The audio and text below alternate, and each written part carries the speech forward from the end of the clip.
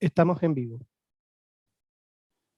Muy buenos días, muy buenas tardes, muy buenas noches a los teósofos de habla hispana y algunos infiltrados de Brasil y de otros países.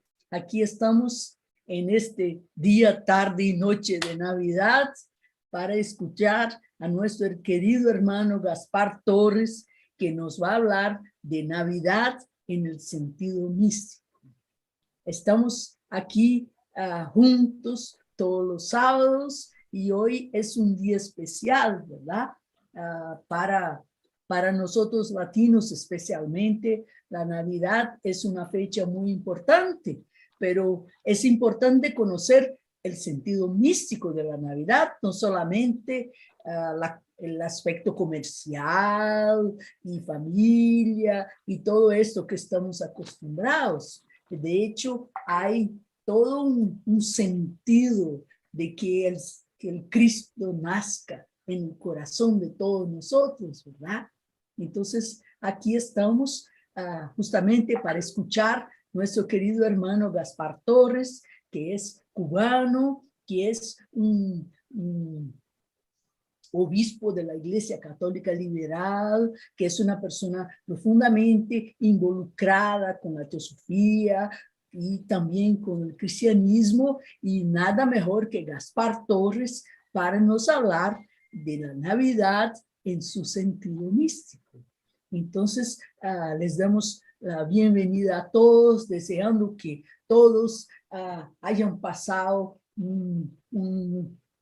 bueno, la Navidad lo mejor posible. Estamos en la próxima semana, vamos a estar con Año Nuevo y bueno, esperamos que 2022 sea un año más fácil que fue en 2021, ¿no?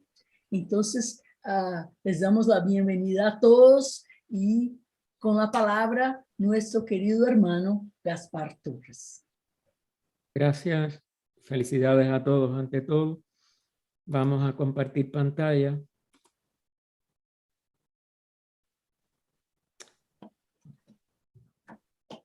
Espérese. No veo ahora dónde para poder...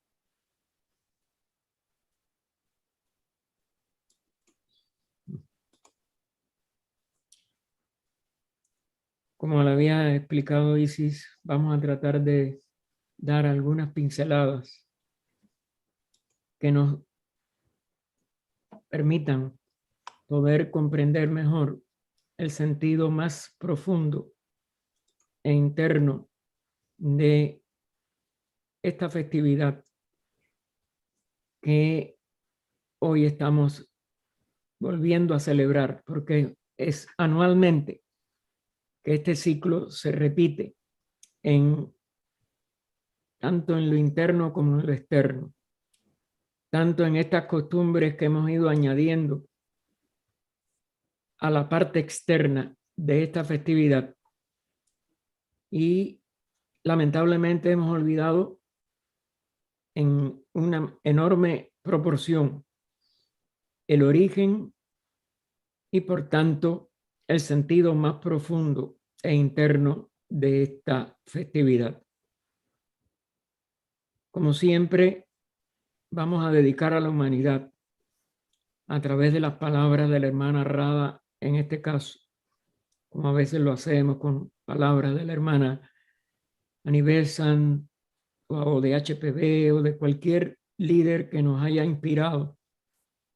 Y nosotros desde la convención del año 1980, de diciembre, cuando Rada había tomado posesión de la presidencia internacional, nos impresionaron mucho unas palabras breves que ella hizo antes de las palabras oficiales que Anibesan consagró para abrir las convenciones internacionales de ADIAR. Y siempre nos ha servido como inspiración para dedicar a toda la humanidad cualquier labor teosófica. Y las logias de Cuba, aún después de estos años que ya Rada no está con nosotros físicamente, se siguen usando estas palabras de ella para abrir las sesiones de las logias.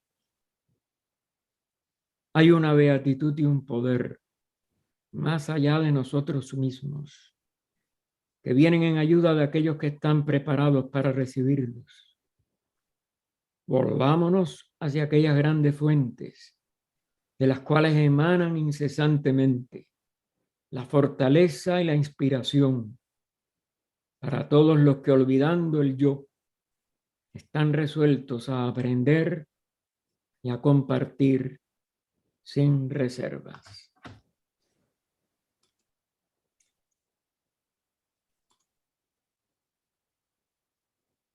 Una de las primeras cosas que resaltan a cualquiera que investigue el sentido de la Navidad es que sus rasgos fundamentales no son exclusivos del cristianismo, que podemos ver siempre,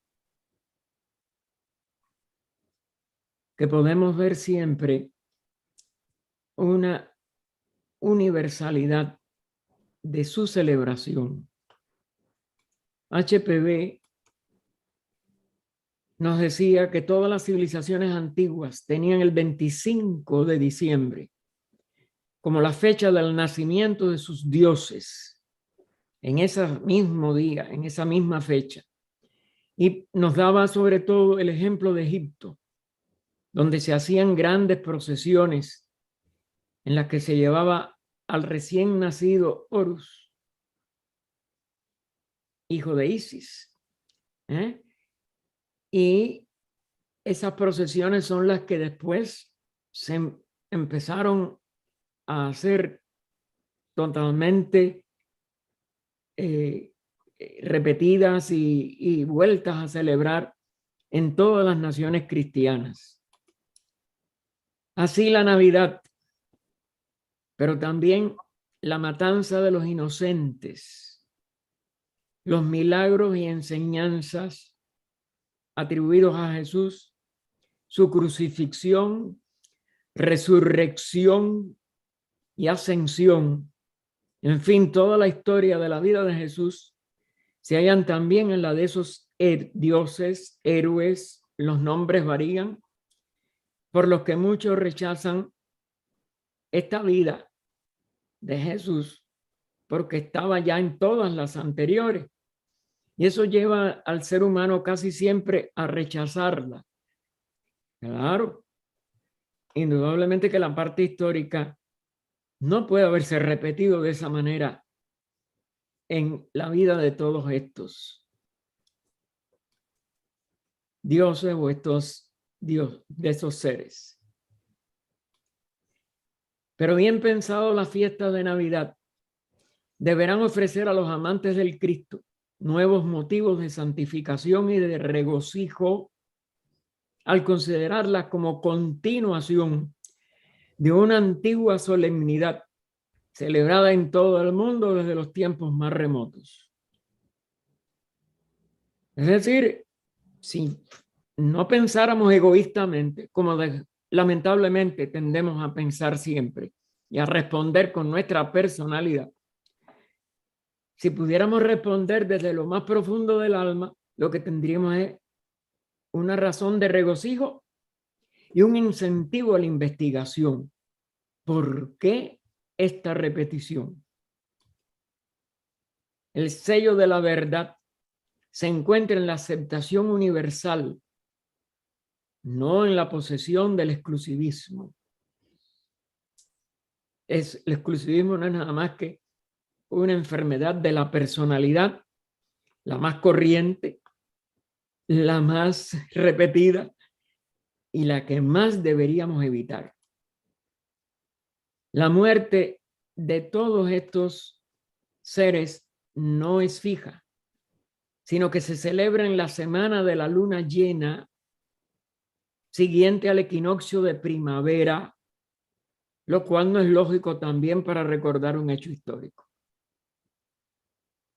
Es decir, que igual que coincide la fecha de Navidad o del nacimiento de estos dioses y seres, incluido Jesús, también se repite de que la muerte, señalando de que no es histórica, no es la muerte histórica de ellos, se mueve en una fecha que no es exclusivamente solar, como es nuestro calendario y la fijeza de la Navidad, sino que la muerte también es movible, como lo fue en toda la antigüedad.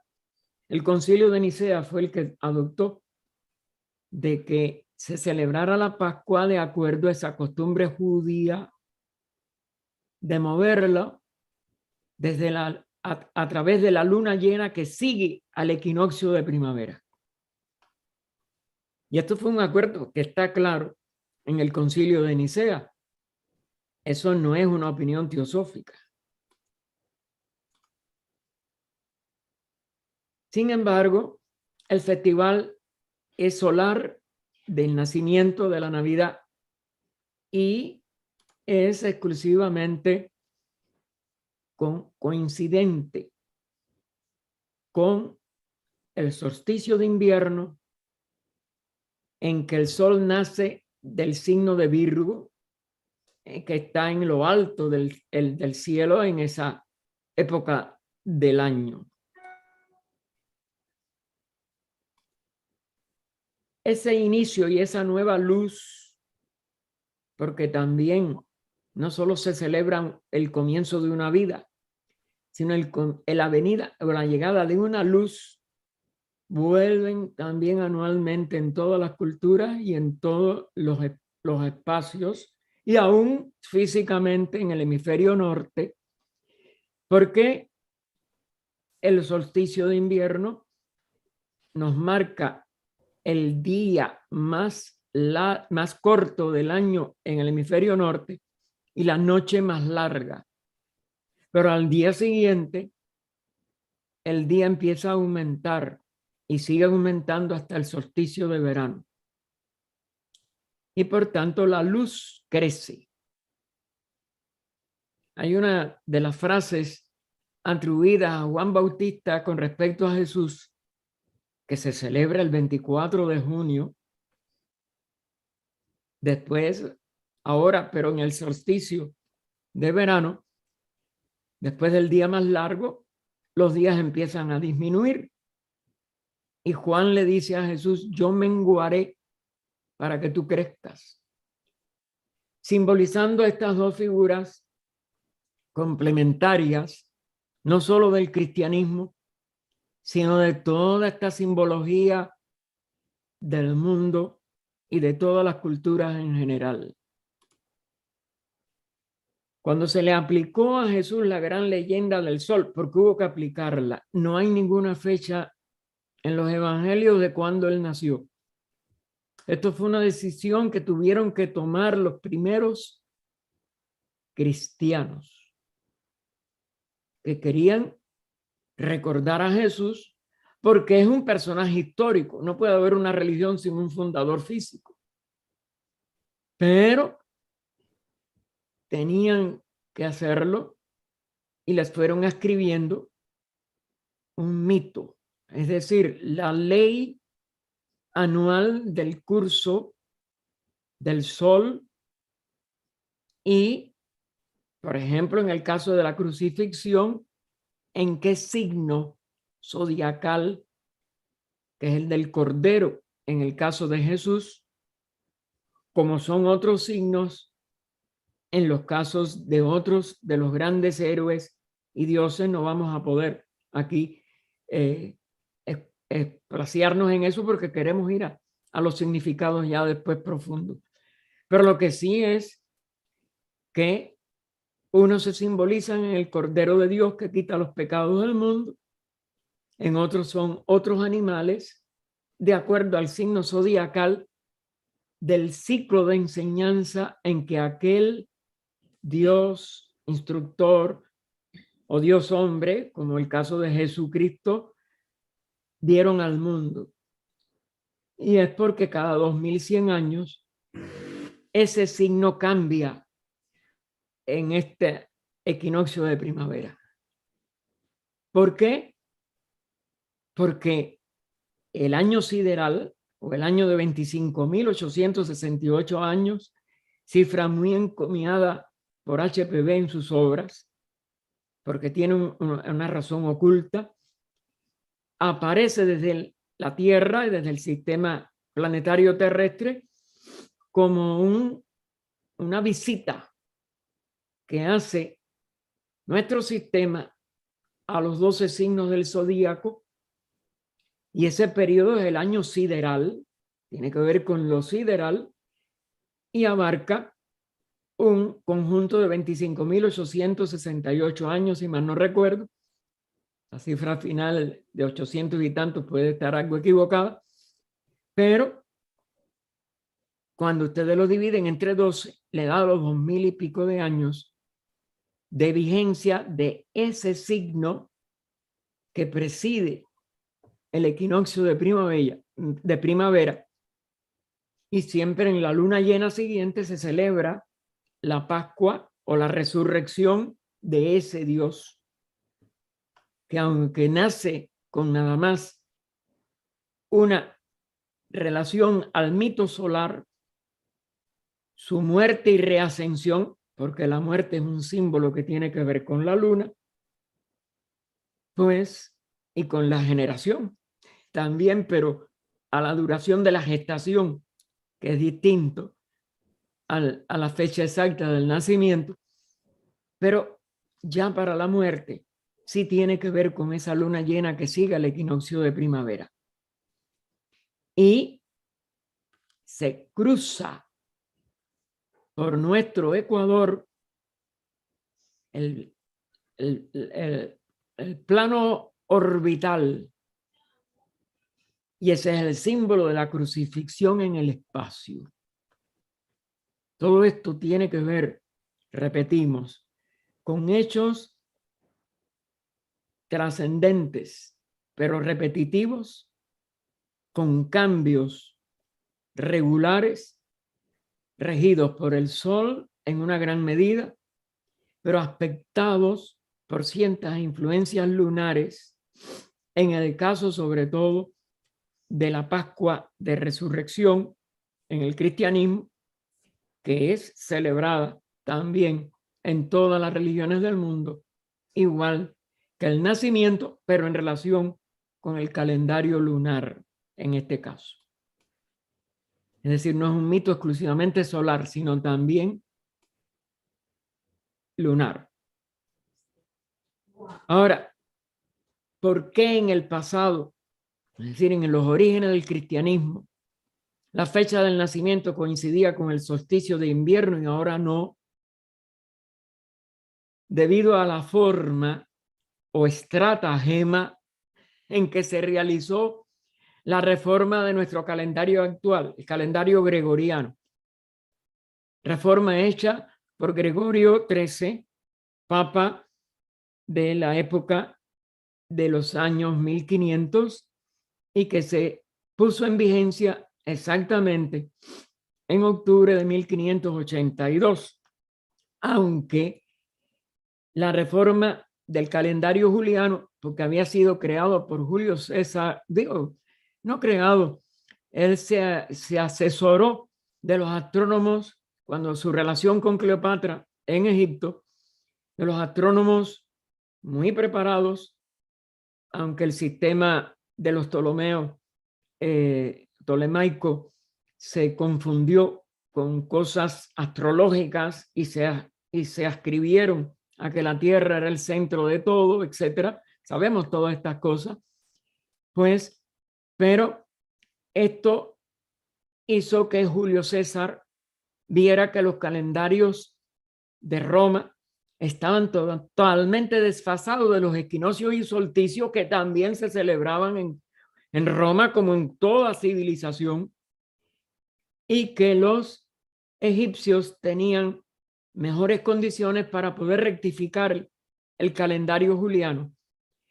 En unas de las investigaciones que ustedes pueden hacer en internet, sale de que esto es en el año 605 desde la fundación de Roma, pero en otras le dice 708. Búsquelo, por eso lo pongo entre paréntesis. Las dos son tomadas de las de distintas opiniones de distintos investigadores. Pero eso también nos marca algo muy interesante. La era cristiana tampoco tiene un comienzo exacto, no podemos entrar en detalles tampoco porque es complicado. La era cristiana, Roma, aunque cayó el Imperio Romano de Occidente en el 453, se siguieron contando los años desde la fundación de Roma que también tenían errores. Entre unos decían 805 años en el 45 antes de Cristo y otros que en el 46 antes de Cristo eran 708 años antes, es decir, hay una diferencia de 100 años, cosa interesantísima, aunque no podamos profundizar en ello. HPB nos dice que Jesús en realidad nació 105 años antes de como nosotros contamos nuestra era. Tiene que ver con estas diferencias que también existían desde Roma. No podemos contestar. Esta es otra de las cosas que tendríamos que investigar, pero que tienen que tener también una gran importancia, porque de comprobarse esta aserción mantenida después por Annie Besant en el cristianismo esotérico, de que él nace 100 años antes de nuestra era, habría una centuria perdida. Y también se comprobaría de que la crucifixión es exclusivamente astronómicamente inspirada por las leyes del movimiento de la Tierra, del punto en que el ecuador toca el plano de la órbita en los equinoccios y de los puntos en que los trópicos de Cáncer en un solsticio y de Capricornio en el otro tocan ese plano orbital que tiene que ver con energías internas, invisibles, pero evolutivas, de la evolución y de la conciencia de toda la humanidad. Y por ello, el calendario, primeramente, se trata de poner de acuerdo con los equinoccios y los solsticios por la importancia que esto tiene, por Julio César en esta época del año 45 al 46 antes de Jesucristo, que es cuando entra en vigencia. Estuvo un año estudiándose por los astrónomos de los Ptolomeos.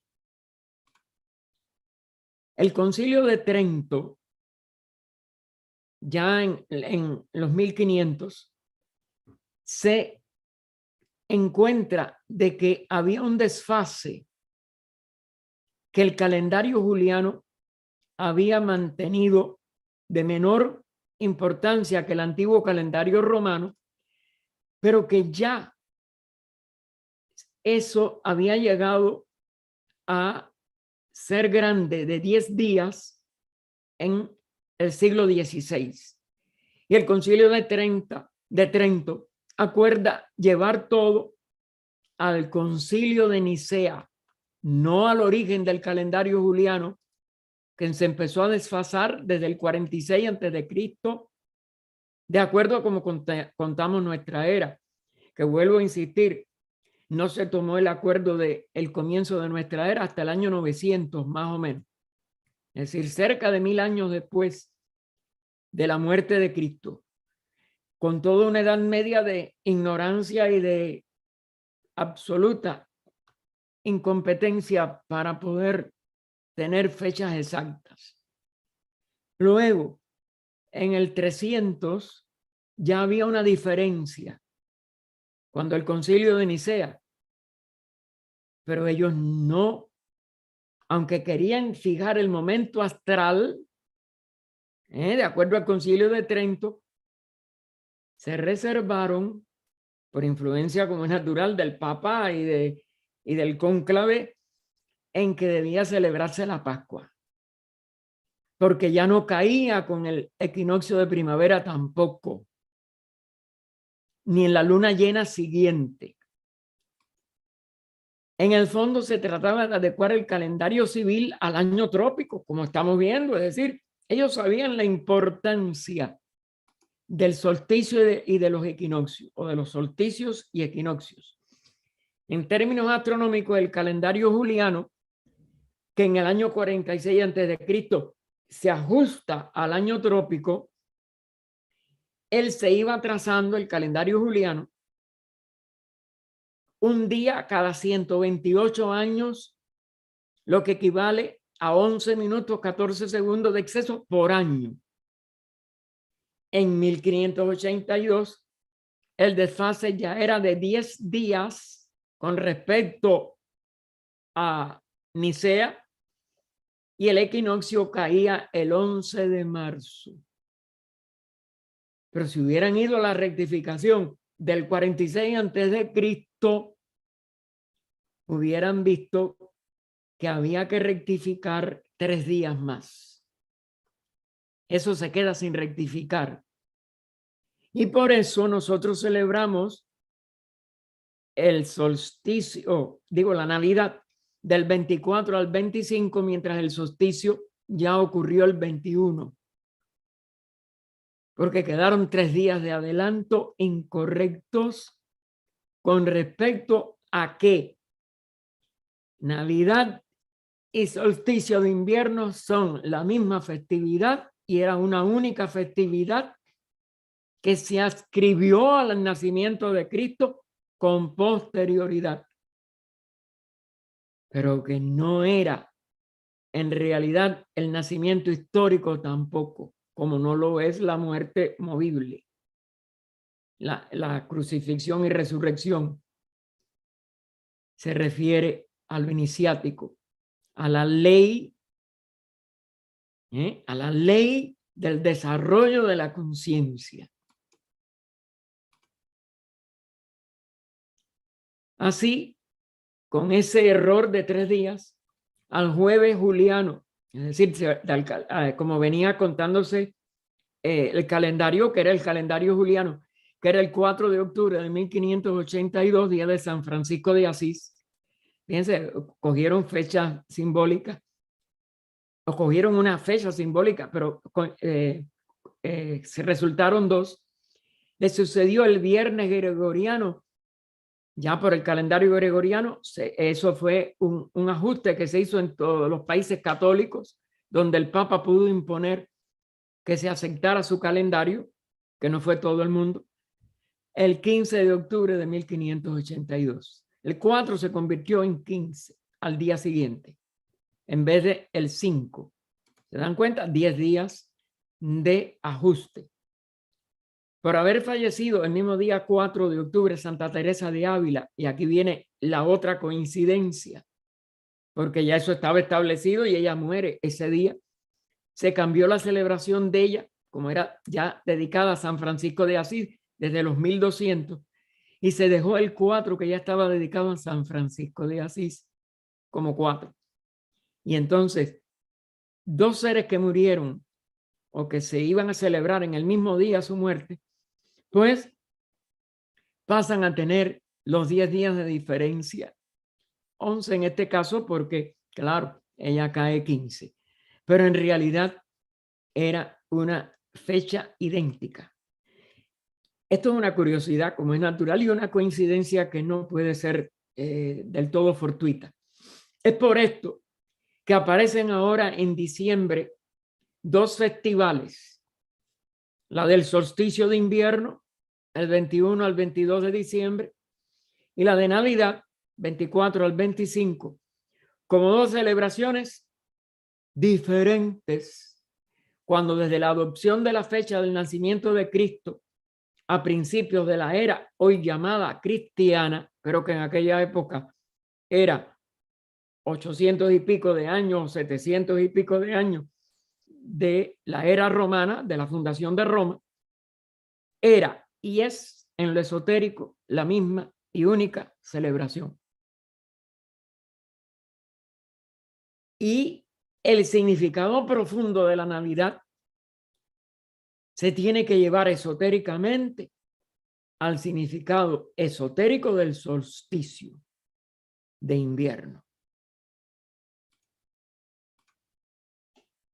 Estos mitos solares de Jesús, de todos los grandes dioses de la antigüedad, desde Horus, cualquiera de los que se nos venga a la mente, de todas las culturas, era exclusivamente una repetición de este curso anual del Sol y de su relación con la Luna tras que el ecuador toque el plano orbital, que es el equinoccio de primavera. El nombre del héroe no importa,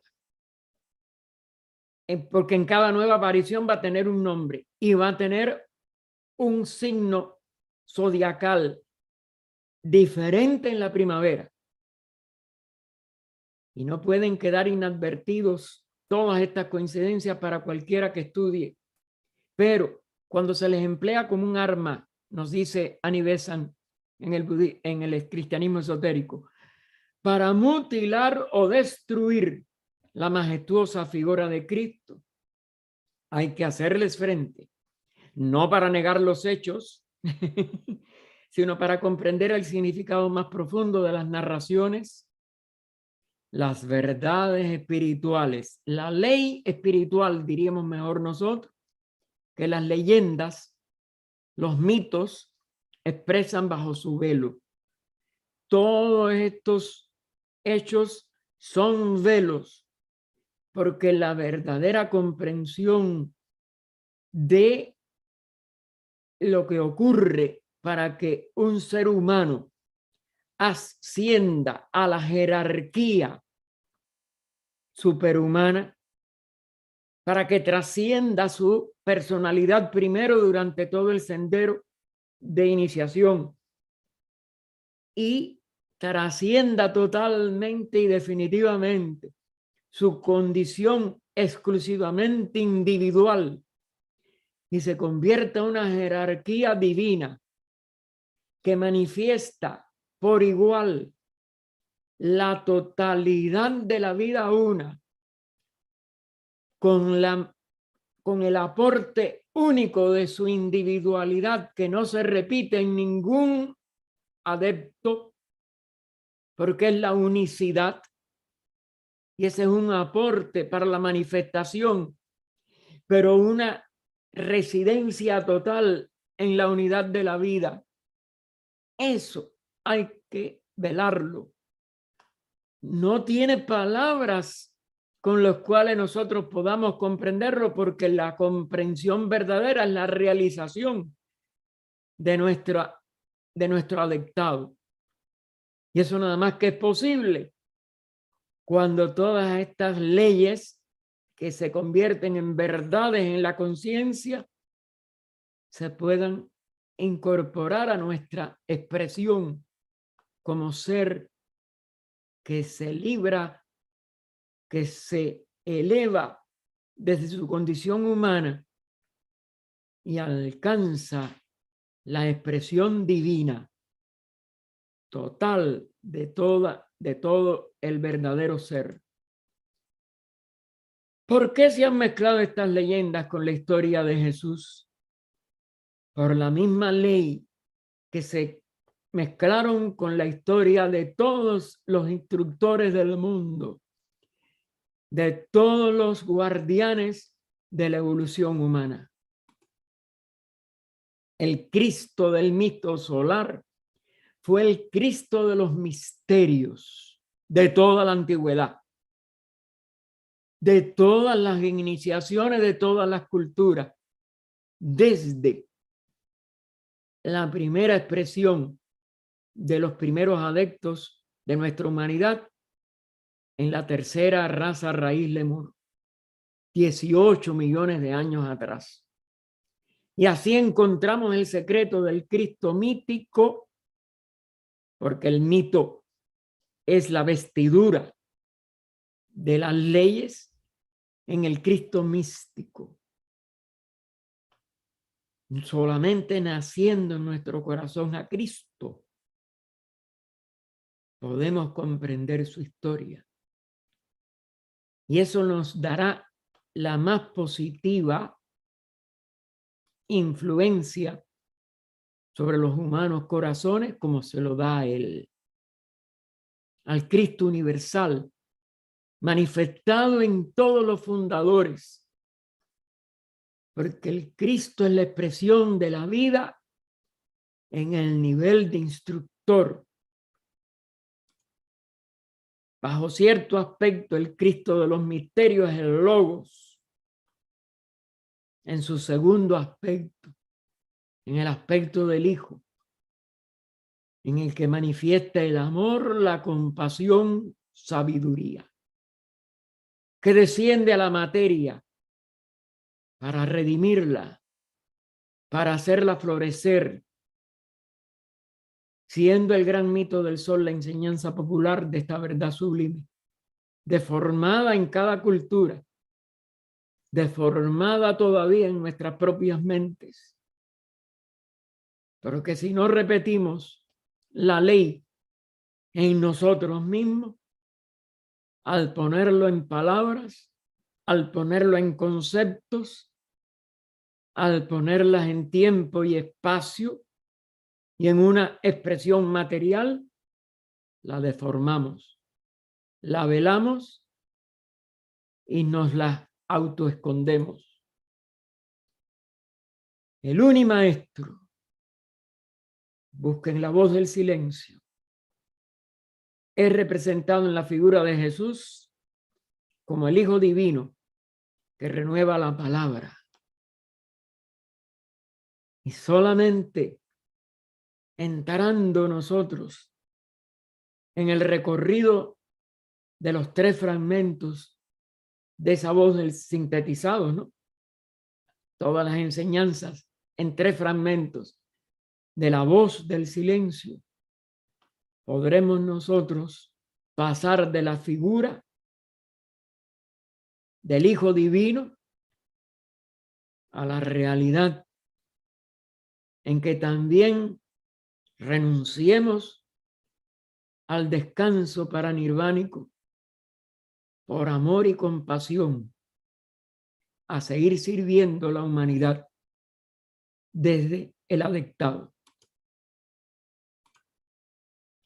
La biografía contenida en los evangelios, por tanto, es la relación de la vida de todos los iniciados en los verdaderos misterios, en los misterios celestes, es decir, en lo que llamamos los misterios de la fraternidad de adeptos. No sus reflejos, ya sean en Eleusis, ya sean en Corinto, ya sean en Samotracia, ya sean en cualquiera de las culturas y tiempos, ya sea en nuestra sociedad teosófica, consignada en sus rasgos más prominentes. Porque nosotros también somos una expresión constreñida de esos misterios que tratamos de investigar, pero tenemos que entrar en lo más profundo, en ese discipulado verdadero, en esa senda de autorrealización. San Pablo, que era iniciado, habla del nacimiento del Cristo en el discípulo y de su evolución y completo crecimiento en él. Porque no es solo nacer, se tiene que evolucionar, se tiene que desarrollar, tiene que completarse para pasar por la crucifixión, la muerte a todo lo humano y la resurrección en la plenitud divina. Cada hombre es un Cristo en potencia. Somos un microcosmo potencial del macrocosmo universal.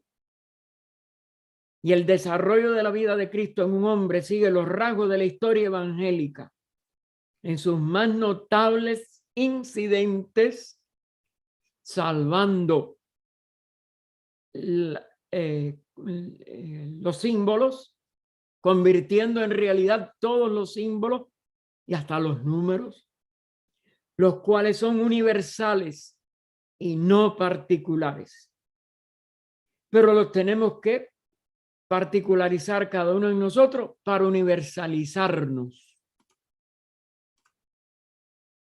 5 grandes iniciaciones, porque estamos en una etapa de la 4ª ronda, donde nos liberamos después de la 4ª iniciación, en la 5ª, o etapas hay en la vida de un Cristo, cada una de las cuales señala una etapa en el desarrollo de la vida de amor.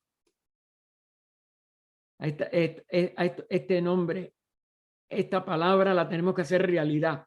Por eso hay que ponerla con inicial mayúscula. La vida del Cristo es la vida del amor. Siempre serán las mismas las etapas, las iniciaciones, no importa el nombre que le demos, los explayes de conciencia, el nuevo crecimiento. La última determina el triunfo final del hombre que ha trascendido la naturaleza humana, que ha logrado la divina, que se ha convertido en salvador del mundo, no en el nivel dogmático, no para que los demás descansen, es para estimular el desarrollo y la decisión de los demás de elevarse a esa perfección. Es darle un ejemplo. La primera de ellas, bueno, es esa del nacimiento, de la Navidad que estamos conmemorando hoy y que estamos en realidad conmemorando desde el 21 al 22 de diciembre en lo planetario, en lo del solsticio, cuando por vez primera nace el verdadero amor divino, o sea, sentirse uno con todo lo que alienta. Es el primer samadhi verdadero. Poder sentir la vida una y saber que la vida es una sola y que no es diferente la vida de los demás. Esa es la esencia de la Navidad.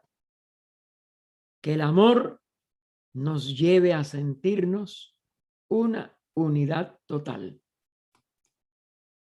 Hay que volverse como niño o como niño para entrar en el reino de los cielos.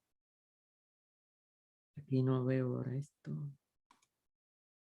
Bueno, se queda el último renglón porque no lo veo, no sé por qué aquí se ha quedado ahora esta. Hay ciertos hechos que se repiten también en todo. Siempre nace en una cueva. Siempre brilla una estrella en Oriente. Todo esto, aunque se vea afuera, es dentro. Es entrar en el centro de nosotros. Esa es la cueva. Ese es el pesebre.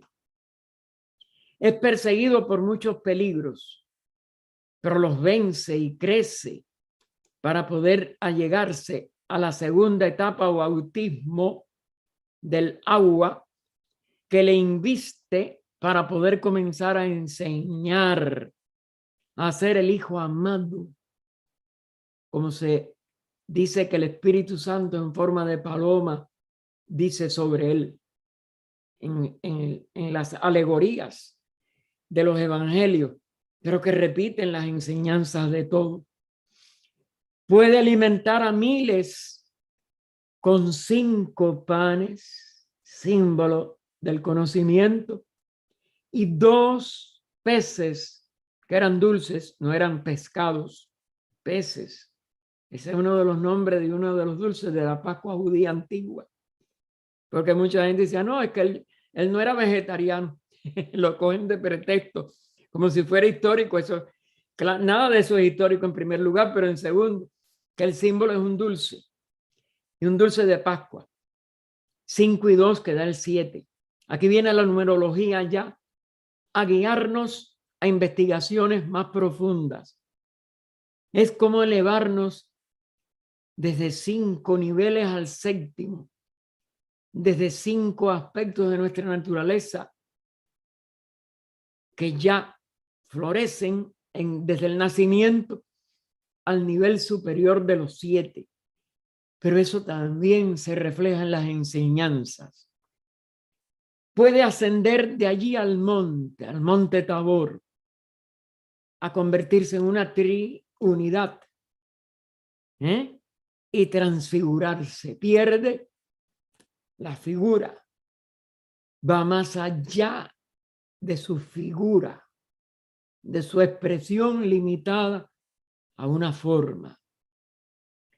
Puede triunfar sobre toda tentación, el símbolo del desierto, los 40 días, y recibir transitorio triunfo, la entrada en Jerusalén, para ser condenado por los mismos que lo alabaron y abandonar todo resto de humana debilidad. Estamos entre la 4ª y la 5ª. Morir a todo lo temporal, porque aún un Arad tiene una expresión limitada dentro de tiempo y espacio, y resucitar a lo eterno.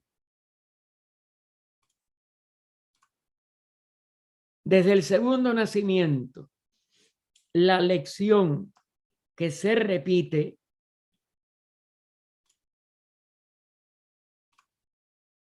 lo logré. Es que el verdadero centro de la vida divina está dentro. Y a cada paso ulterior es ir a repliegue más profundo de uno mismo. Es decir, es ir completando el conocimiento de sí mismo, pero desde el nacimiento, que es el segundo, porque no es en cuerpo físico, es el místico, se tiene que entrar a esa realidad de volver una vez más adentro, repetir y volver una vez más, mucho más dentro. Es decir, repliegues y repliegues del ser que alcanza al ser universal en esa 5ª etapa. Es una reiteración de ese mismo aprendizaje hasta que el centro está en todas partes y ya no hay circunferencia alguna. Es decir, ningún límite. Es alcanzar la perfección de lo eterno. La unidad es entonces total y aprende que es la única realidad. Giordano Bruno dijo que el alma humana tiene ventanas que puede mantener cerradas. Nosotros somos de los que estamos todavía con muchas ventanas cerradas. Nuestros sentidos son limitados, nuestra conciencia está constreñida a la personalidad. Todo lo importante todavía está por nosotros autodescubrir. No podemos ir más allá mientras no aprendamos a nacer de nuevo. El sol brilla fuera con luz igual. El sol no ha cambiado. La luz no ha disminuido. Nosotros somos los que tenemos cerrado nuestras puertas, nuestras ventanas. Si las ventanas se abren, el sol entrará a torrentes. ¿Cómo abrimos las ventanas? Penetrando a nuestro corazón, buscando amor y expresándolo en compasión al que sufre, en perdón al que nos hace daño, en capacidad de servir a quien no sirve, a quien no nos sirve, al menos a nosotros. La luz de Dios da en las ventanas de toda alma humana. Cuando aquellas se abren, el alma queda iluminada. Tenemos que entrar y abrir nuestro interior. Tenemos que descubrir nuestra verdadera realidad. y la iluminación será total. En Dios no hay cambio, en el sentido de desconocer una ley, de violar una expresión de la sabiduría o mantenernos en ignorancia. Solo lo hay en el hombre, la personalidad humana, que va unas veces con bondad hacia alguien, pero sí no recibe lo que quiere. Es decir, si no le devuelven, pues le respondemos entonces de una manera separativa, al menos de aislamiento. Eso no puede continuar. Y eso es lo que tiene a la humanidad cada vez más dividida en la etapa actual de nuestra evolución y de nuestra crisis evolutiva de Kali Yuga. Y no se puede forzar a su voluntad.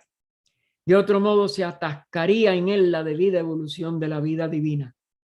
Por eso, obligándonos, no, yo no puedo ser así, yo tengo que cambiar. La personalidad se impone en otra faceta y no cambiamos realmente.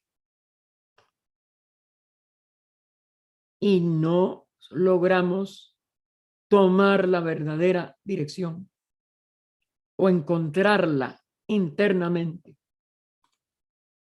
Así pues, con cada Cristo que surge, se eleva el nivel humano. Y esto es lo que debería de impulsarnos. Y su sabiduría minora la ignorancia del mundo entero. ¿Qué es nuestra ignorancia actual? Porque somos incapaces de compartir la sabiduría crística. Una sola condición es necesaria para que ese poder ejerza su actividad en el alma individual. Que el alma individual abra la puerta y le dé entrada a la personalidad. Pensamos que es al revés. Y de hecho, en cierto aspecto lo es, pero en otro no. Y aquí es donde viene uno de los misterios. El alma individual es la que tiene que abrirse, pero no sabemos cómo. Y el alma personal no le suministra las condiciones. No sabemos cómo ni por qué. ¿Ven todo lo que desconocemos? Todos los aspectos. Y por eso es que no damos pie con bola, como decimos en Cuba. Es ley de evolución que se asocie espontáneamente a la acción divina y no que sea reducida a sumisión enojosa. El alma individual está sometida a la sumisión de la personalidad. ¿Qué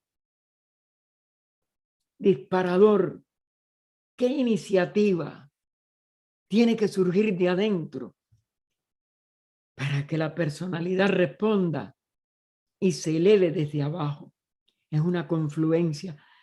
Una de las cosas que sacamos del estudio de la doctrina secreta es no solo que hay 3 evoluciones, sino que siempre lo que desciende y lo que reasciende están a la vez sucediendo.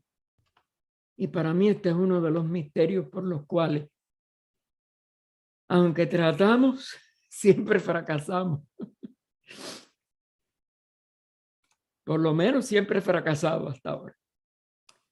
Para que la vida común del hombre se someta a la sombra protectora de la vida de Cristo, debe aquel ejecutar todos sus actos como un sacrificio, no por lo que pueda aprovecharle. Y consciente o inconscientemente siempre tenemos algún tipo de motivación egoísta, sino por lo que pueda aprovechar a la comunicación mutua. El desarrollo espiritual marca no lo que el hombre hace, sino cómo lo hace.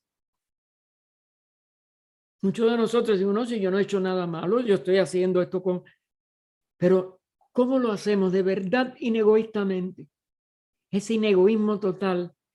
Tenemos que constantemente vigilarlo para que se pueda producir íntegramente desde arriba abajo.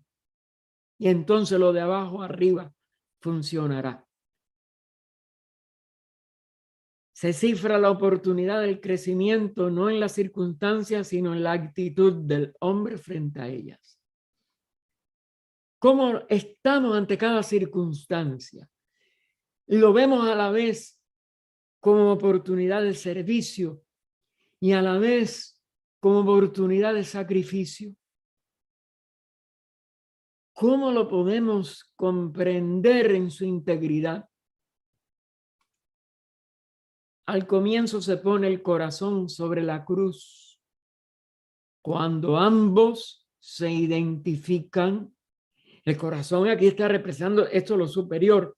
La cruz es este cuerpo material en que tenemos que sacrificarlo todo, en que tenemos que morir.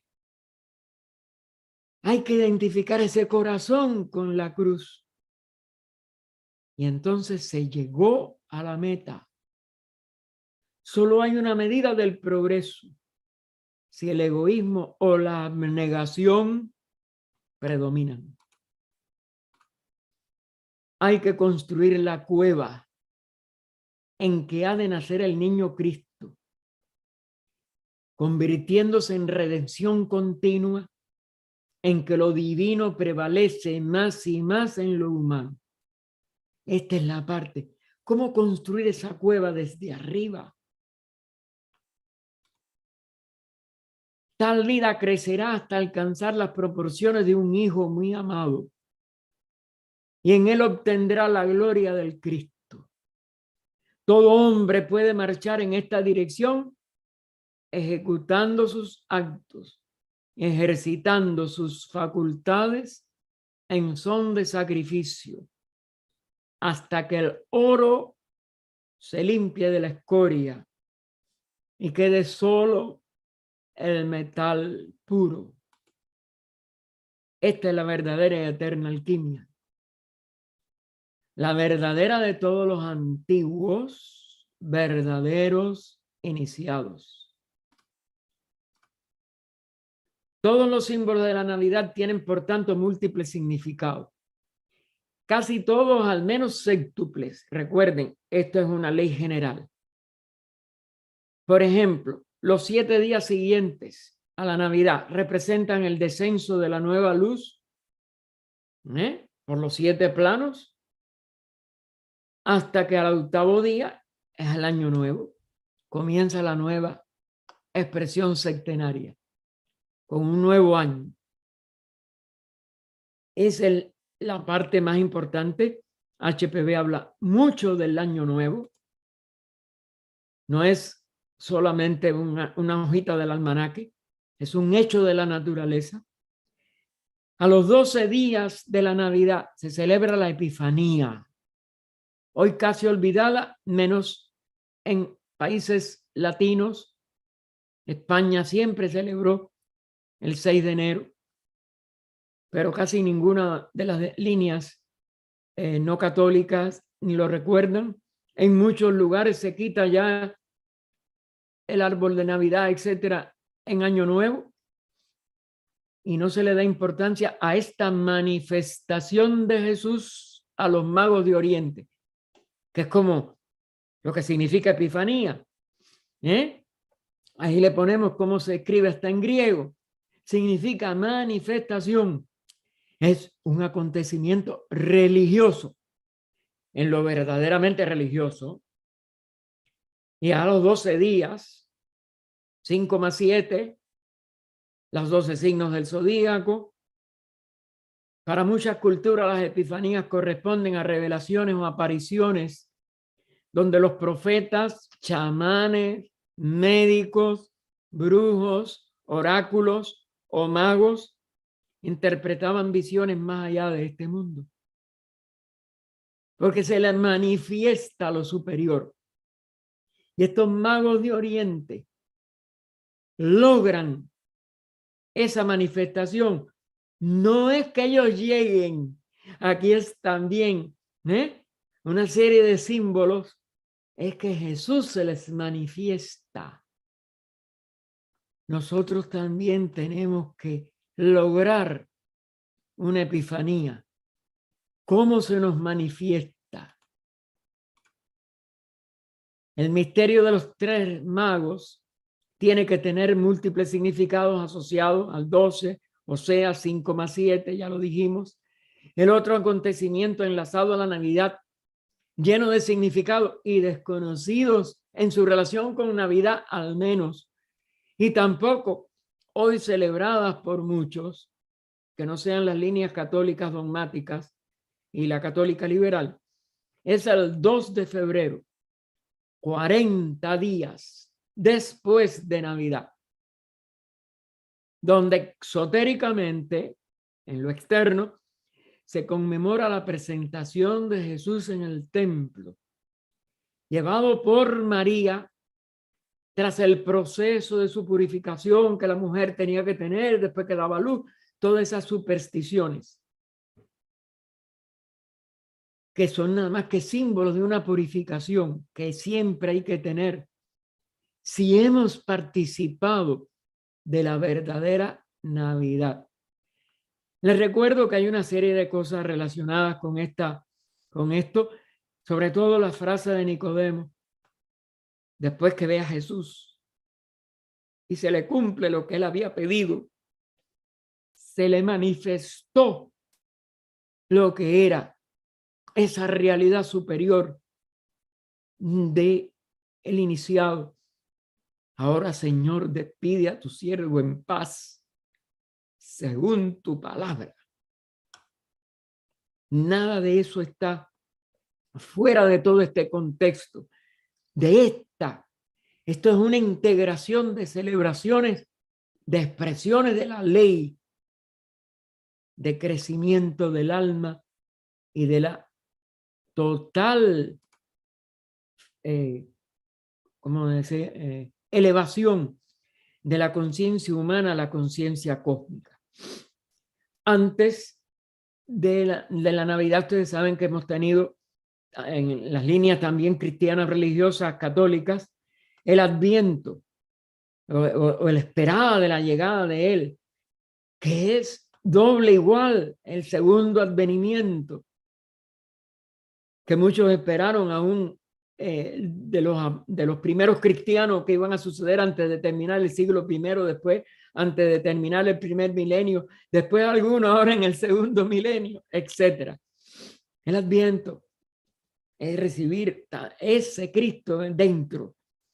El Adviento, que ahora consta de 4 domingos, también antes de la Navidad, duró en algunas épocas 40 días. Es el mismo símbolo, es la preparación para lo interno, para etapas de la evolución que todavía no hemos alcanzado.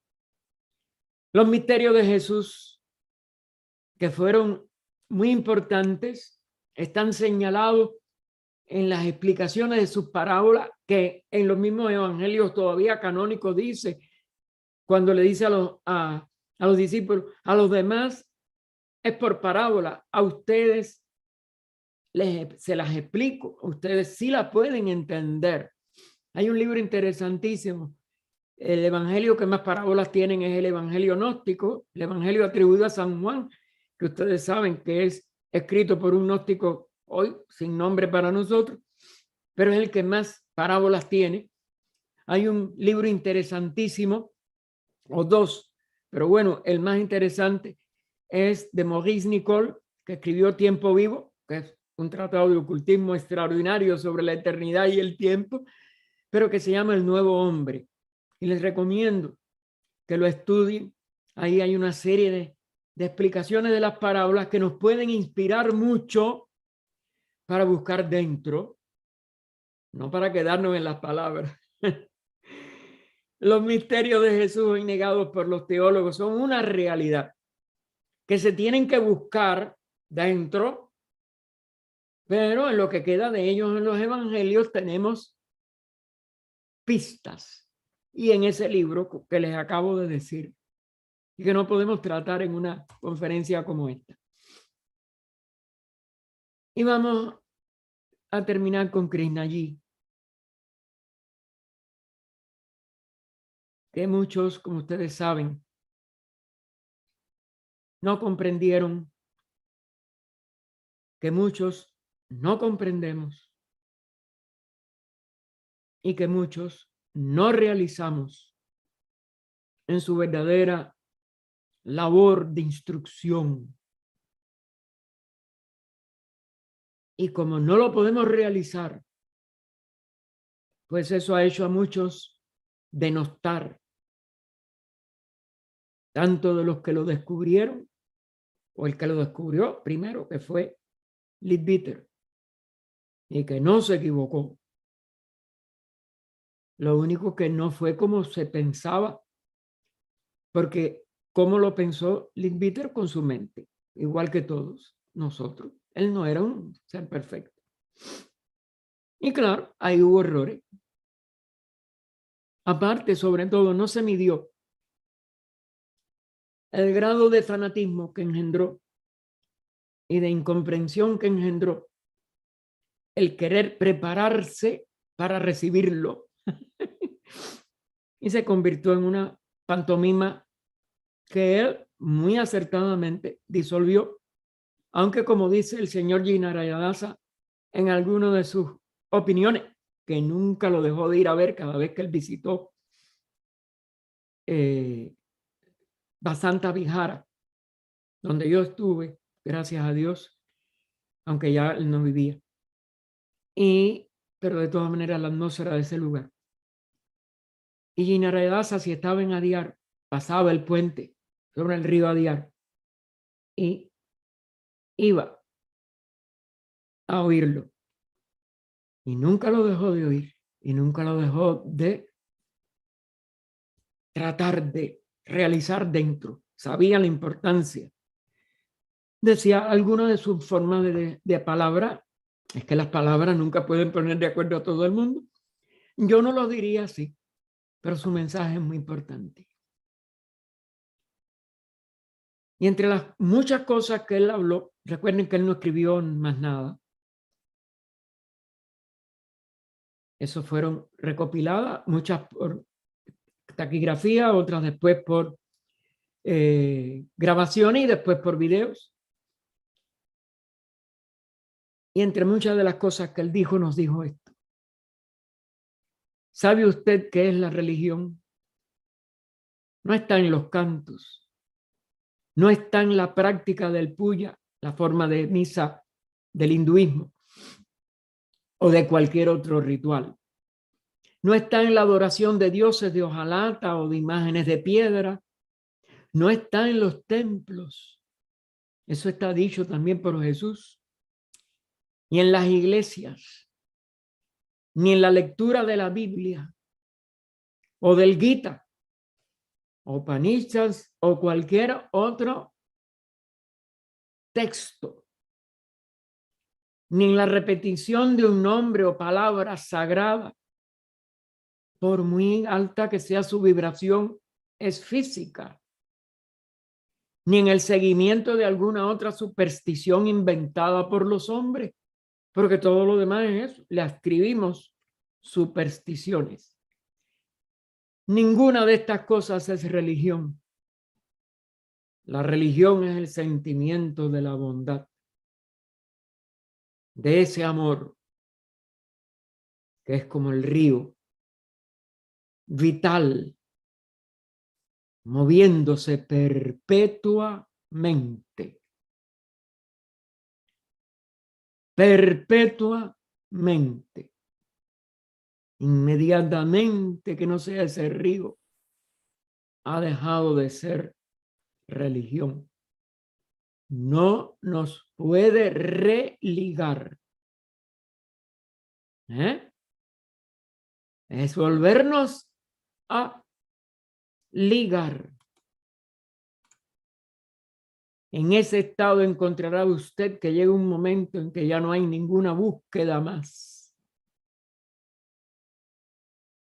Si penetramos a la religión verdadera, si nos convertimos en un religioso, hemos llegado a lo que es. Y no hay nada más que el movimiento de la vida una en el ser uno. Y esta cesación total de la búsqueda es el principio de algo por completo diferente. Es dejar de ser humano, es realizarnos en la divinidad. La búsqueda de Dios, de la verdad, el sentir que uno es totalmente bueno. No el cultivo de la bondad, de la humildad. Es ser totalmente humilde, sino la aspiración a algo más allá de todas las invenciones y todos los trucos de la mente, porque la mente es de la personalidad y nada más que es una inventora de trucos, lo cual implica tener una percepción de ese algo, vivir en ello, serlo. Eso es verdadera religión. Pero usted puede hacer eso únicamente cuando abandona el pozo que ha acabado para sí mismo, para la personalidad. Vivimos en un pozo personal y penetra en el río de la vida. Entonces la vida tiene una manera asombrosa de cuidarle. La vida es la que nos cuida. Entonces usted no se cuida a sí mismo, que es nuestra actitud actual, personal. La vida le lleva donde ella quiere, porque usted forma parte de ella misma. Quedamos nada más que como vida. No hay problema de seguridad. No hay miedo a nada de lo que la gente dice o deja de decir. Y esa es la belleza de la vida. ¿Cómo podemos encontrar la realidad? Una mente confusa, condicionada, limitada, no puede conocer a Dios. ¿Cómo puede así pensar en Dios si ella es una cosa confusa y aislada por sí misma en sí misma? Antes tiene que liberarse de su condicionamiento. Solo así puede saber qué es Dios. La realidad es lo desconocido y lo que conocemos no es lo real. Gracias, hermanos. Muchas gracias a ti, Gaspar, por estas palabras maravillosas, por este museo en el sentido místico de la Navidad. Realmente una maravilla. Estamos todos muy contentos de haberlo escuchado. Y yo tengo ya directamente una pregunta. Dime, yo no sé qué es epifanía, no conozco esta palabra, quizás no existe en portugués, no sé qué quiere decir. Sí, en muchas celebraciones aún cristianas, en muchos países cristianos, esa palabra se ha perdido. Y dicen que nada más la visita de los magos de Oriente, los 3 reyes.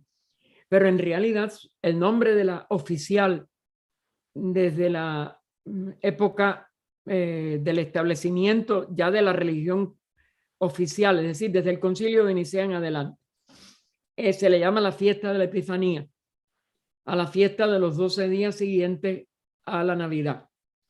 Y conmemora que lo ven, ¿no? De ahí vino en los países que descendemos de España, la costumbre de darle los regalos de Navidad a los niños el 6 de enero, por los 3 dones o regalos que los 3 magos de Oriente, Gaspar, Melchor, Baltasar, le dieron al niño Jesús de oro, incienso y mirra.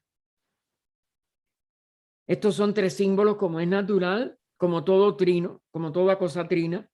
Ellos son igual 3 aspectos de la sabiduría, todo eso. Pero eso está deformado.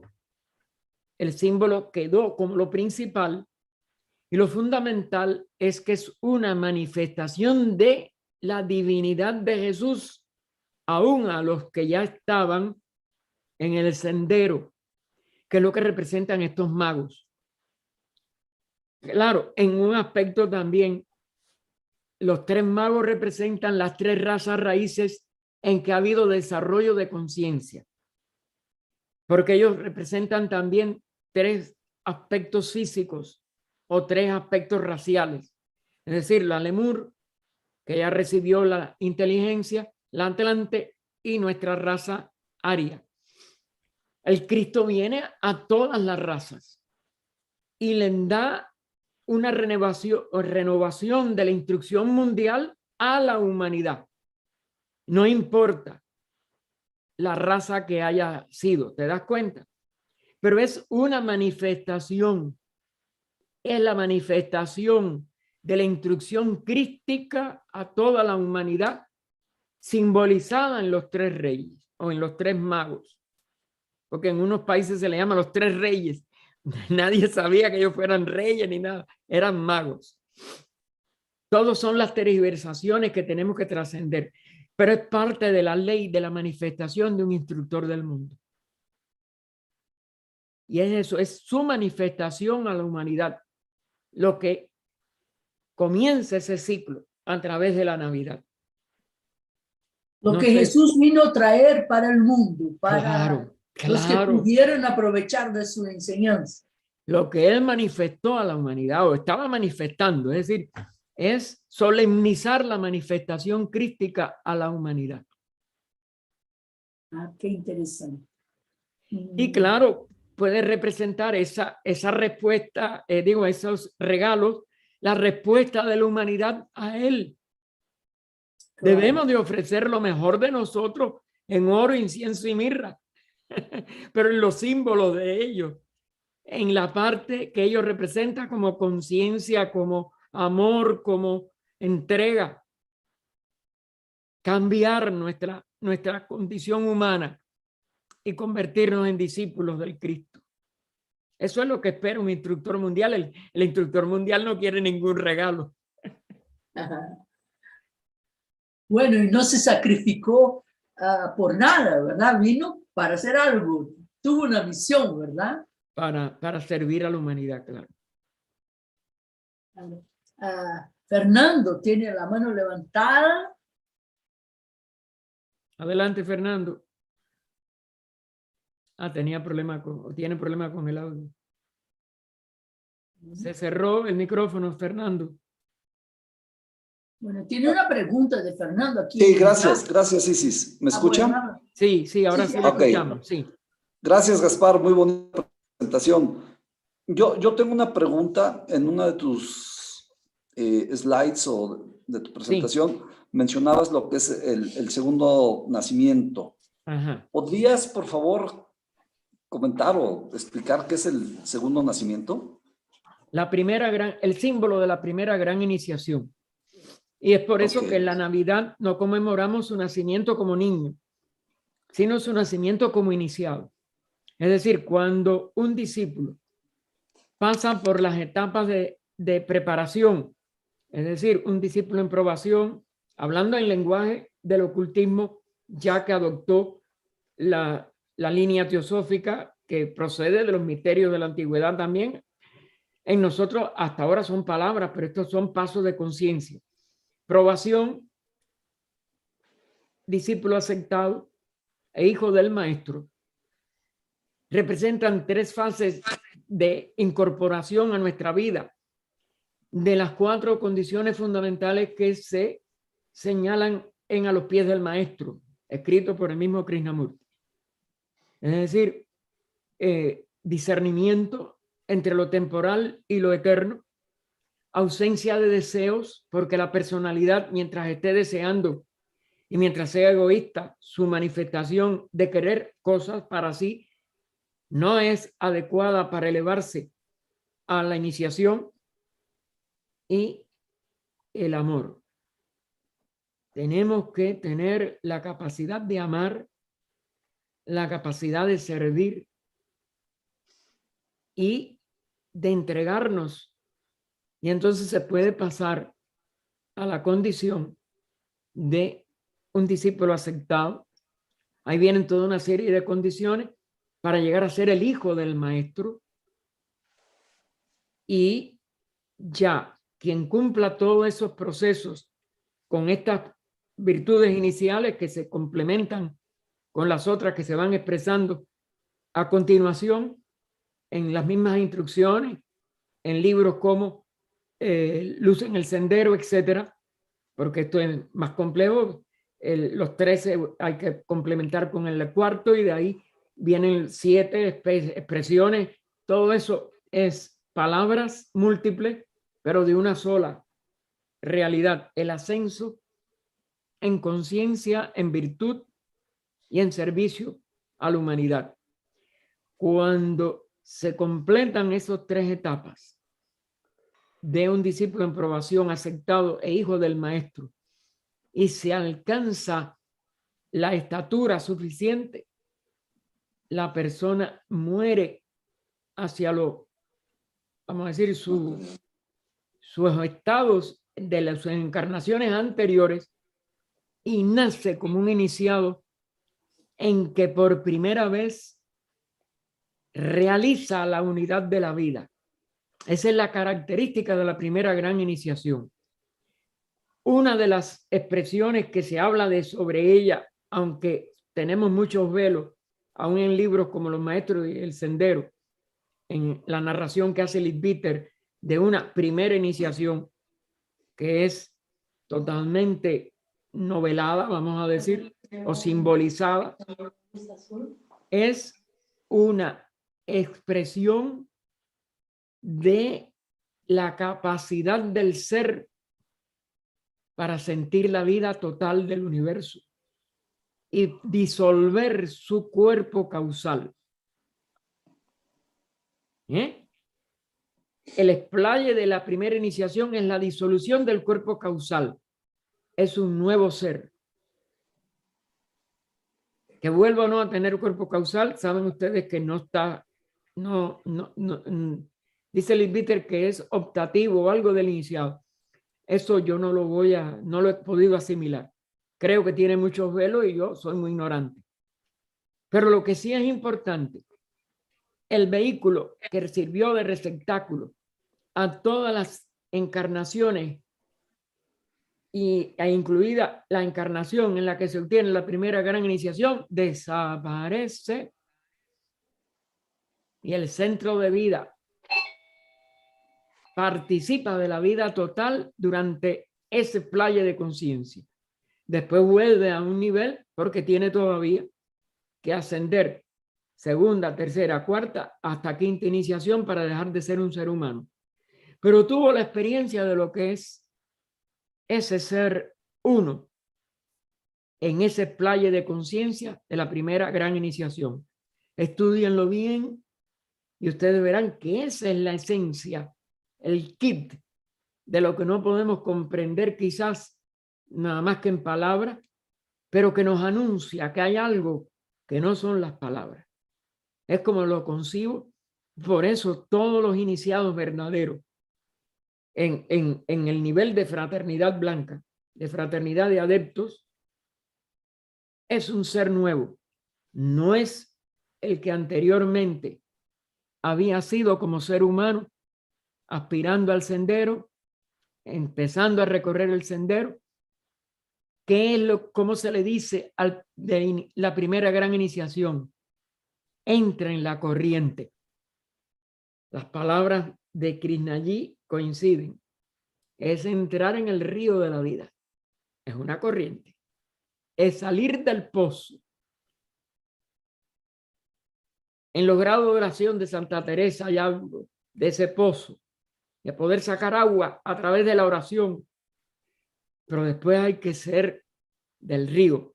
No puede quedar uno, vamos a decir, estático, sacando agua de un mero pozo. Hay que entrar en las corrientes de las aguas de vida. ¿Sería lo que Blavatsky llama de volverse inmortal? Bueno, la verdadera inmortalidad yo creo que está en el adectado, pero es que ya sabe que hay la inmortalidad, vamos a decir, más bien encuentra dentro de sí mismo el centro de inmortalidad, lo que no puede quedar viviendo en ella permanentemente hasta que no es un adepto, porque la inmortalidad es del adepto, no de los iniciados. Pero ya sabe que es inmortal, es decir, tiene la experiencia o tiene la vivencia, una experiencia no. En esa primera iniciación hay una vivencia de la inmortalidad, pero queda sujeto a limitaciones. Los iniciados que hemos conocido todos tienen esas limitaciones. HPV sentía en algunos momentos miedo. Véanlo en su carta a Nadezhda, cuando empieza a unirse con el maestro, cuando empieza a escribir Isis sin velo. Busquen esas cartas que están en la bibliografía de Sylvia Cranston. Y ella dice, y sentía miedo. Y sintió miedo cuando recibe la orden del maestro de irse para la India con Olcott. Y pensó que era que ella iba a morir. No, eso no es permanente. Y obviamente, ella no era una cualquiera. Lo que no sabemos que es su nivel. Pero cuando dejó en garantía un principio en el Tíbet, era porque no era muy corriente. Pero sin embargo, ella habla con mucha convicción cuando está unida con el maestro, pero ella todavía tenía una personalidad con sus limitaciones. Y todo iniciado lo tiene, para mi entender. Hasta donde lo entiendo. Quizás esté equivocado. Interesante. José Álvarez, directamente José, de adelante, Miami. José. Sí, Ya, sí. Gracias a la Sociedad Teosófica Interamericana que nos permite semanalmente, desde hace un tiempito ya para acá, tener conferencias y conferencias como esta de hoy, que nos enseña cosas que no hemos ni tan siquiera pensado en algunos momentos, y sobre todo el compromiso de la búsqueda de más información para poder tener mejor comprensión de todas estas situaciones místicas de las cuales se han hecho referencia hoy. Y tanto la conferencia, yo creo que como las preguntas nos ayudan a pensar y a esclarecer en muchas cosas. Gracias, Gaspar. Gracias. Y bueno, buscaré los libros y los lugares donde están algunas de esas notas ya tomadas. Gracias. Gracias a usted, José. A María de Jesús, de España. Sí, buenas tardes, pero Gaspar, yo no tengo la pregunta. Al ser un día tan especial, me ha acompañado mi hijo, Siddhartha, que tiene 26 años, y ha dicho que quiere hacerte una pregunta. Si no te importa, te lo paso. No, me va a importar, María de Jesús, por Dios. Adelante, mijo, adelante. Hola, buenas noches. No, Buenas. si mal he entendido, en una parte se hablaba de la evolución espiritual de forma egoísta y no he logrado entender muy bien, porque, o sea, si nosotros hacemos evolución espiritual, abrimos nuestra alma, las ventanas de nuestra alma, ¿no? Como se decía, al sol o a la iluminación. Y dejando abrir, o sea, dejando entrar esta luz, la compartimos también con aquellos que estén en nuestro entorno, que estén cerca. Entonces es imposible, ¿no? O sea, hacer una evolución espiritual de forma egoísta, siempre vas a acabar compartiendo esa alegría o esa felicidad con tu entorno. Pero mira, lo que yo estaba tratando de hacer resaltar es que nosotros tratamos de comenzar a recorrer un sendero. Pero las primeras etapas lo hacemos en un estado tan grande de confusión y de mezcla con nuestra personalidad, que mientras la personalidad consciente o subconsciente o hasta inconscientemente, cualquiera de los niveles psicológicos, esté con un propósito, por ejemplo, yo quiero mejorar, yo quiero ser bueno, pero me doy cuenta que yo tengo defectos. Si yo empiezo en una lucha con mi mente, no logro nada.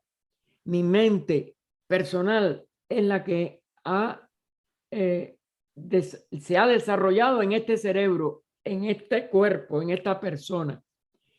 La lucha esa casi nunca tiene una victoria verdadera. Yo nada más que tengo que entrar en mí mismo. En mí mismo está el servicio, está el amor, está la compasión. Eso está en el centro de nuestro ser, pero no se expresa, no funciona en nuestra personalidad actual. Es lo que yo quería hacer. Y la mayoría de nosotros tendemos con nuestra personalidad a querer cambiar, a querer poner una fuerza, y lo que hacemos es entrar en un estado que psicológicamente lo único que es una neurosis. Y no logras vencer por eso. No, olvídate. Tú tienes que prestar atención a encontrarte a ti mismo, a conocerte a ti mismo, porque la realidad de todos nosotros es esa realidad del ser uno, de la vida una. La lucha, aunque puede en un momento dado, por ejemplo, en un momento de tentación, decir, no, yo tengo que seguir lo que es bueno y no lo que es egoísta. Te puede ayudar en un momento de perplejidad. El verdadero desarrollo no ocurre mientras tú estés en lucha constante entre lo bueno y lo malo de tu personalidad. El verdadero avance de la expresión y de la meta de la vida interna es conocernos a nosotros mismos. Y en nosotros mismos, nosotros ya somos lo que es. El espíritu, porque no hay nada verdadero en la personalidad. Es una vestidura. Estamos confundidos con la vestidura. ¿Cómo podemos salir de nuestro estado de ignorancia personal? Atendiendo, poniendo nuestra atención en lo más interno de cada uno, desarrollando el autoconocimiento, el autodescubrimiento, como también se le llama, o en libros teosóficos como los de Vicente Hauchi, en una autotransformación. Si nosotros prestamos atención a lo que es, a la realidad, a la ley, ella se nos va autodescubriendo como la esencia de nosotros mismos. Y en ese estado de atención, no de lucha, sino de atención a lo que es, estos aspectos personales van perdiendo energía y la energía toda se dirige a ese centro de nuestro ser que es el espíritu del universo, el espíritu total de todos. Y los defectos van cayendo como hojas secas al no tener energía. Pero si nos ponemos a luchar, les damos energía a los defectos y no logramos descubrir nuestra verdadera capacidad como espíritus. Ese es el sentido que yo quería darle. Mis palabras quizás no sean adecuadas. Yo creo que las palabras nunca van a ser adecuadas para nada, pero la esencia de todo es nada más una autotransformación, un autoconocimiento y descubrimiento de que somos la vida, no somos la personalidad. Muchas gracias. Por nada, encantado de conocerte. Igualmente. Adelante. Yuri, directamente de la Ciudad de México. Gracias, Isis, Gaspar, pues como siempre unas palabras escondidas que están en ese texto, siempre nos haces favor de desmenuzarlas y darnos una gama de información que debemos investigar. Eso.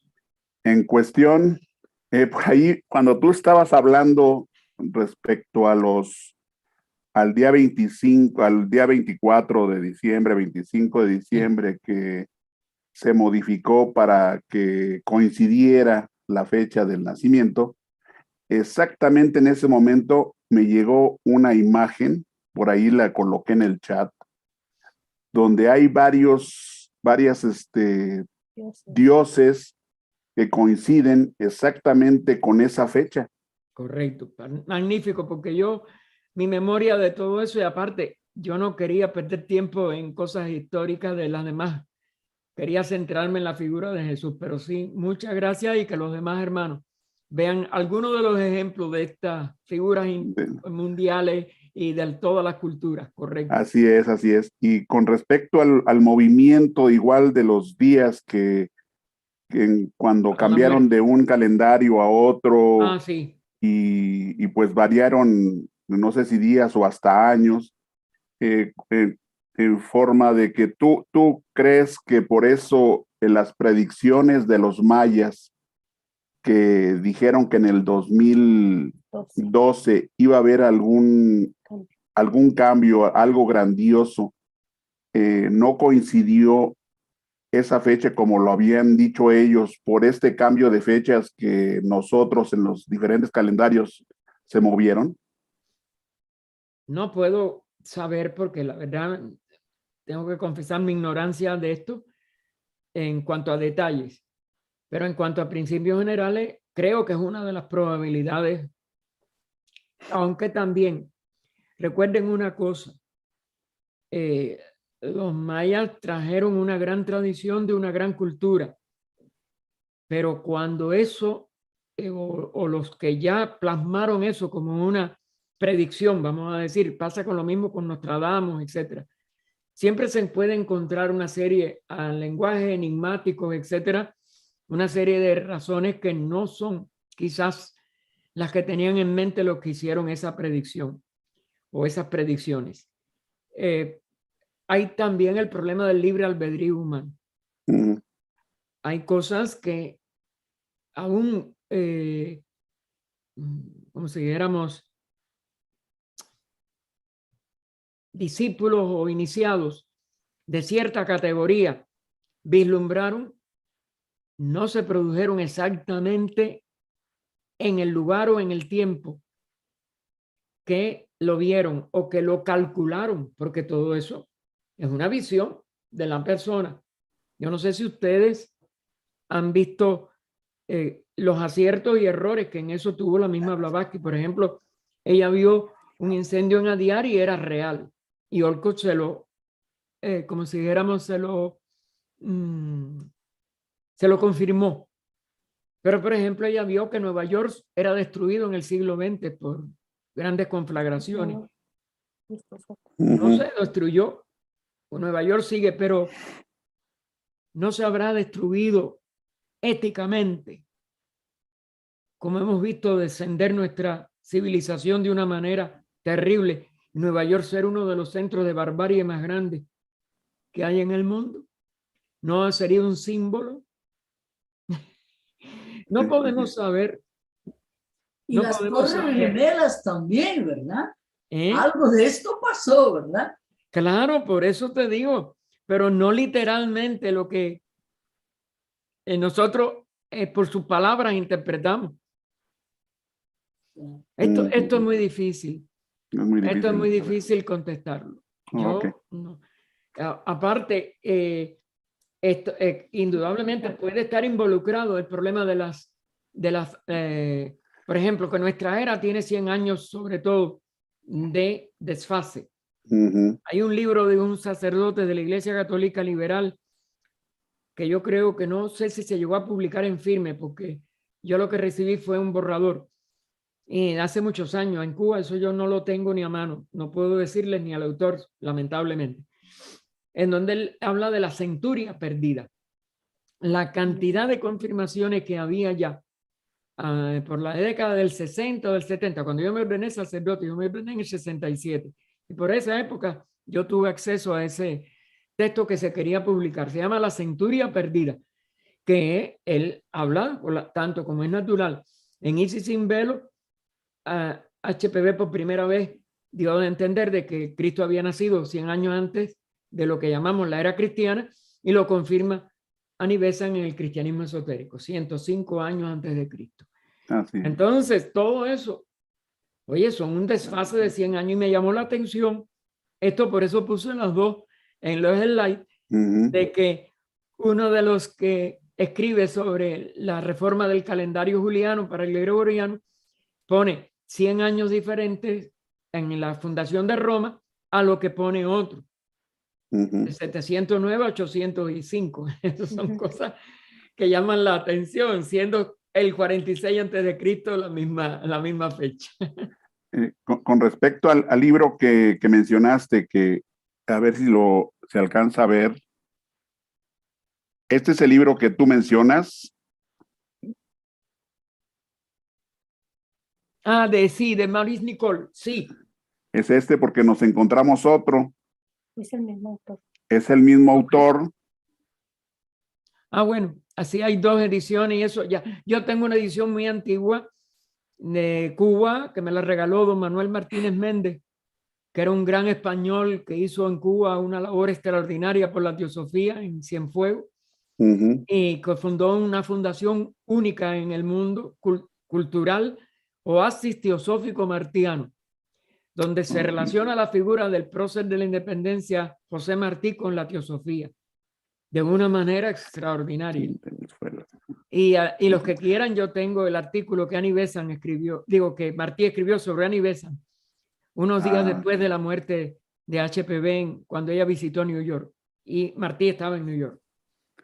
Gaspar. De ella como los caminos de la religión venidera, la teosofía como los caminos de la religión venidera. Gaspar, como siempre, unas oraciones para ti y gracias, Buenaventura para todo este día. Gracias.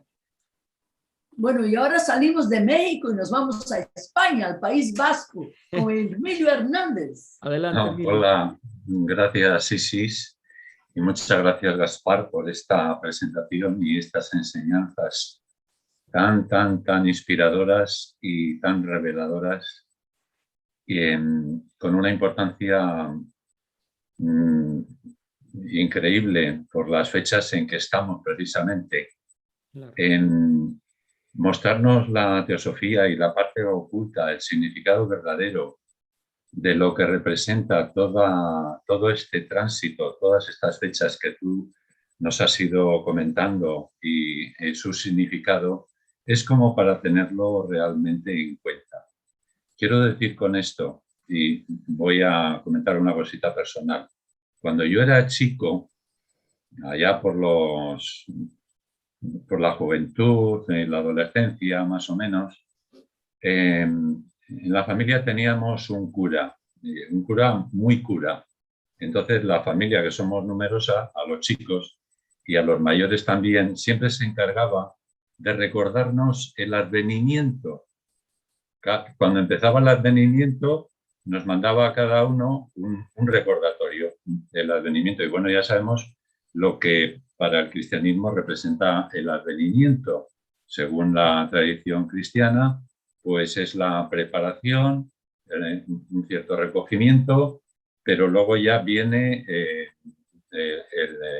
la Navidad, por supuesto, con toda la celebración, el nacimiento del niño, etcétera, etcétera.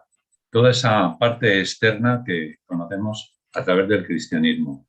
Bueno, pues esa era la comprensión que yo y los miembros de mi familia teníamos, claro, de lo que era la Navidad, el Año Nuevo y Reyes, por decirlo así. Entonces, claro, con el tiempo uno va investigando, profundizando y accediendo a la enseñanza verdadera y tal como la presentas tú, todavía más clarificadora. Y lo que planteo y lo que te planteo, Gaspar, es con la importancia que tiene, con la oportunidad, mejor dicho, con la oportunidad que representan todas estas fechas, todos los acontecimientos, los tres más importantes que tú has remarcado, es decir, la Navidad, el nacimiento, el Año Nuevo y luego ya la llegada de los Reyes, la verdadera adoración o la Epifanía, que creo que se denomina así. Sí, Epifanía. Es decir, el advenimiento, que creo haber entendido, significa el recogimiento interior, la invitación al recogimiento interior, para facilitar y posibilitar todo lo que has enumerado. La oportunidad de hacer aflorar a través de esa conexión interior esas cualidades que has estado mencionando y describiendo. Si con esta oportunidad que tenemos con estas fechas, que también, según he entendido, son bien en todo esta trayectoria, no vivimos un tanto de espaldas, perdiendo la oportunidad, celebrando exteriormente con toda la parafernalia exterior, es decir, las luces exteriores, las compras, las agitaciones, los excesos, etcétera, etcétera. No nos perdemos con esa celebración externa, que no vamos a decir que esté mal, que es una celebración, por supuesto. No nos estamos perdiendo una gran oportunidad debido a toda esta confluencia y a todas estas energías que nos brinda la naturaleza. Sí. Así te lo planteo. Desgraciadamente, confundimos un aspecto positivo, que es el poder compartir y sentirnos más unidos a nuestra familia y a la humanidad en general. Pero lo confundimos con un comercialismo, con un exceso de comidas y bebidas, sobre todo de una matanza horrible de animales, una intoxicación horrible de alcohol. Eso invalida gran parte todo lo positivo de que la familia esté unida, que los seres se feliciten unos a otros, se deseen algo bueno. Hay un desequilibrio hacia lo negativo que ha ido aumentando según la materialidad de la celebración. Eso sí es eso apesadumbra.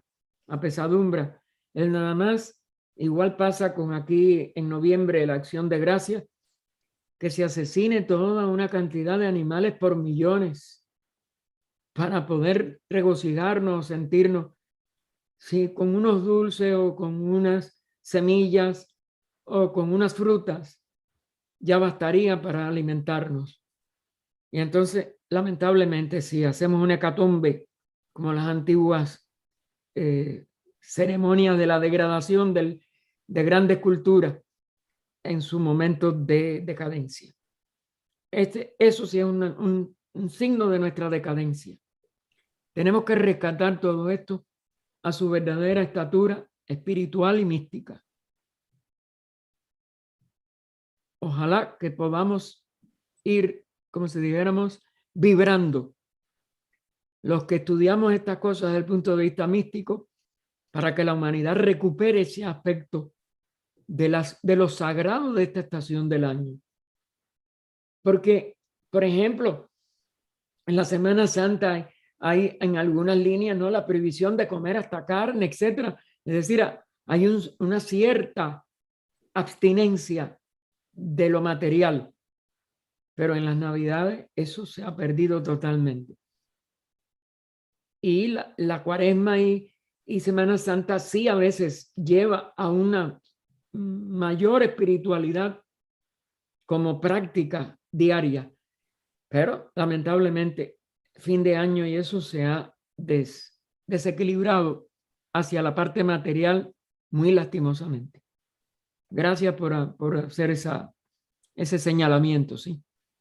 Gracias a ti, Gaspar, por supuesto, y a ayudarnos a ir desvelando estos misterios. Eso es lo que tenemos que hacer los que estudiamos estas enseñanzas. Profundizar en nosotros mismos y autodescubrirnos, como decía, para poder salir de nuestra crisis actual. La humanidad necesita unidad, no las divisiones en que estamos empeñados. Y para eso estamos nosotros, ¿verdad? Claro, para unir. Cambiar la mentalidad del planeta, ¿no? Correcto. Para cambiar la mentalidad de nosotros mismos y poco a poco infiltrar estas ideas en la mentalidad colectiva de nuestra época, ¿no? Sí.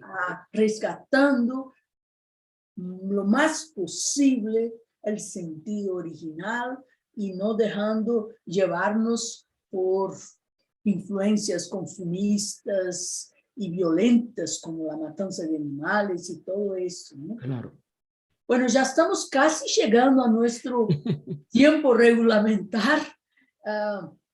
Quería decirles que, bueno, feliz año para todos, que 2022 sea mejor que 2021, seguro, con realizaciones espirituales y con una mejor comprensión de la vida. La próxima semana vamos a tener a nuestro hermano Ulises Riddle, que nos va a hablar sobre la fraternidad universal, como no podría dejar de ser, porque el 1 de enero es el día de la fraternidad. De la fraternidad, ¿no? claro. Él va a hablar más allá de la fraternidad. Vamos a ver cómo nos va a llevar más allá de la fraternidad.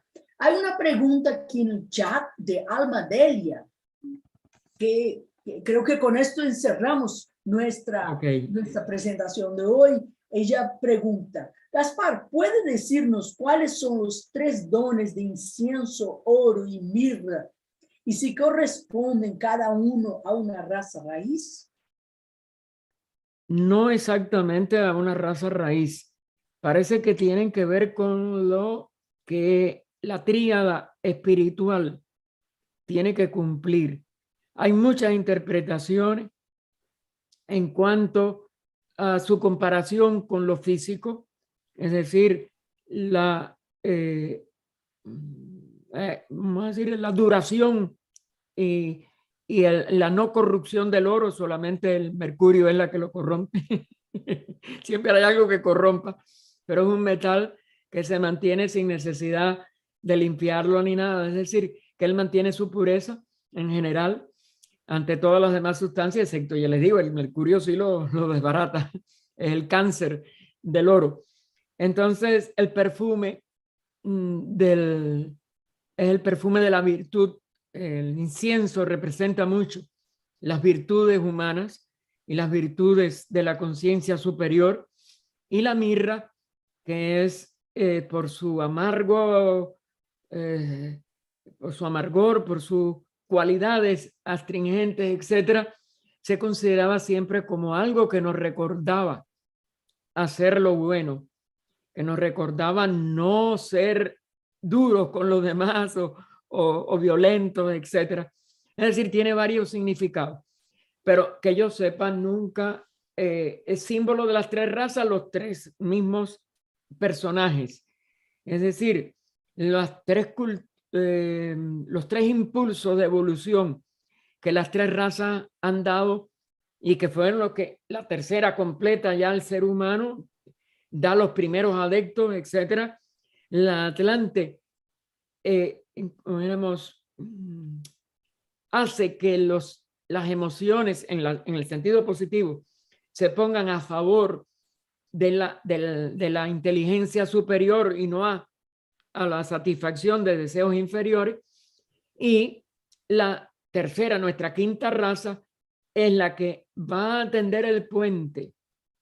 Si somos capaces de expresar la verdadera inteligencia hacia Buddhi, hacia la tríada, ya a completar la tríada superior.